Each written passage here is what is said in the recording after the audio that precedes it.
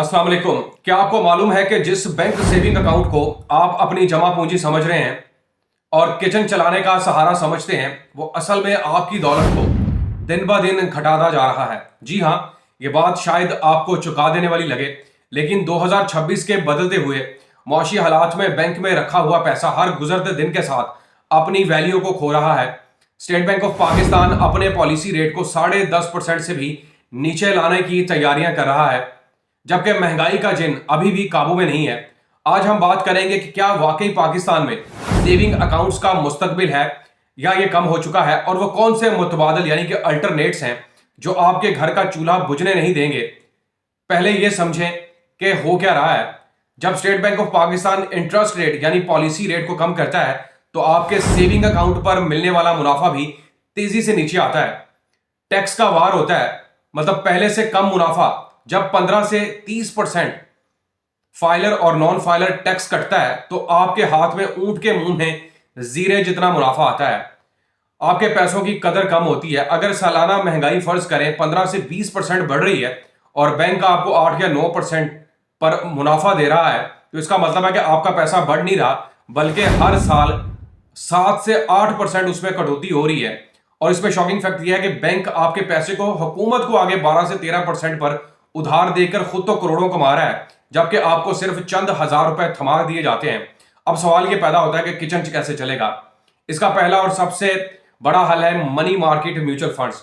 बहुत से लोग म्यूचुअल फंड के नाम से डरते हैं। वो कहते हैं ये पता नहीं कौन सी बला है, कि शायद ये जुआ है या रिस्क है, लेकिन हकीकत इसके बरक्स है।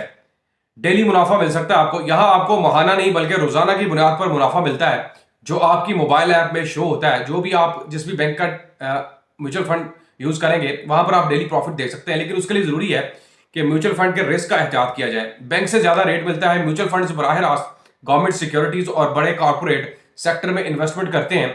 इसके लिए इनका मुनाफा हमेशा बैंक के सेविंग अकाउंट से 2 से 4% ज्यादा ही रहता है। इसके अलावा इस्लामिक ऑप्शंस आपके पास बहुत सारी हैं। पाकिस्तान में मिजान है, अल हुदा है और एमसीबी आरफ हबीब जैसे बड़े इदारे मौजूद हैं जो कि शरिया कंप्लाइंट फंड्स फराहम कर रहे हैं, जहां सूद का कोई आंसर नहीं है। दूसरा ऑप्शन जो 2026 में हर पाकिस्तान को पता होना चाहिए, वो है आईपीएस अकाउंट्स यानी इन्वेस्टर्स पोर्टफोलियो सिक्योरिटी। अब आपको बैंक के जरिए जाने की जरूरत नहीं है, बल्कि आप बराह रास्त स्टेट बैंक ऑफ पाकिस्तान के ट्रेजरी बिल्स खरीद सकते हैं। इन्वेस्टो पीके के नाम से एक वेबसाइट भी आ चुकी है।